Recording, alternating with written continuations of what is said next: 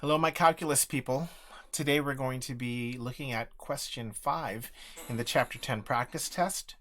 And we're going to find a Taylor polynomial of order 3 generated by f of x equals cosine x at x equals pi over 3. Now this is kind of a strange problem because it's going to be an ordered 3 polynomial, but we know that cosine only contains even terms.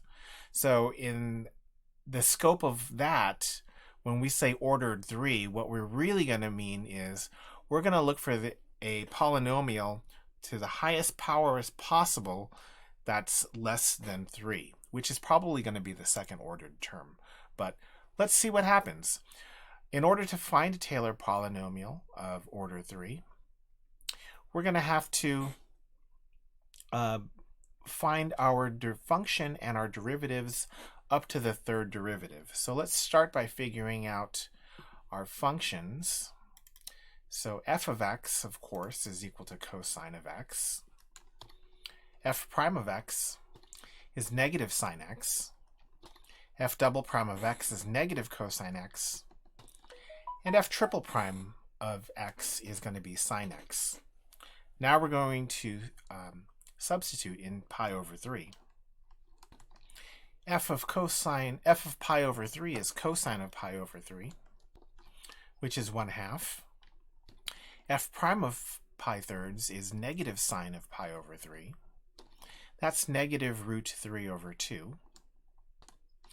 The second derivative of pi over 3 is negative cosine of pi over 3. That's negative 1/2.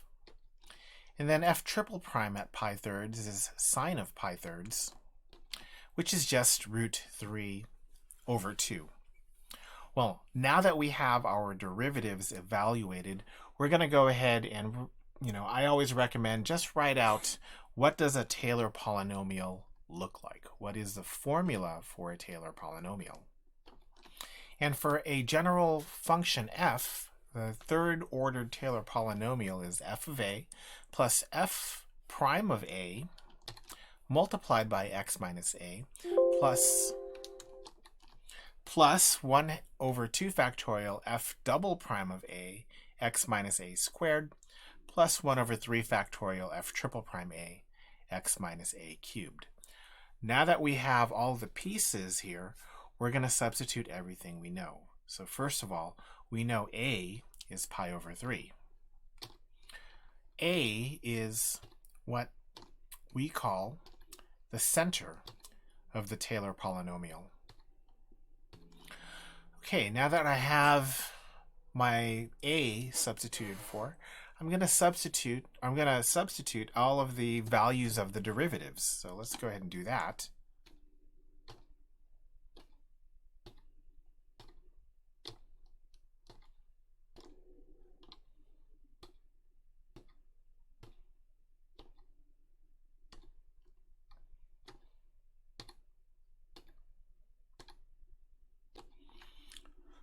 Now that you've made all those substitutions, you technically have the correct answer.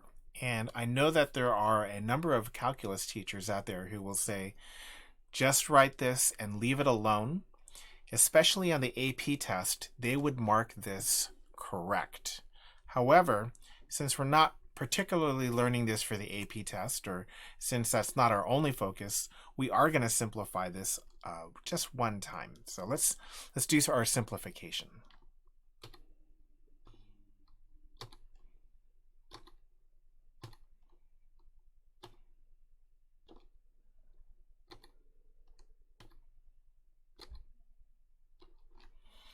And that's it.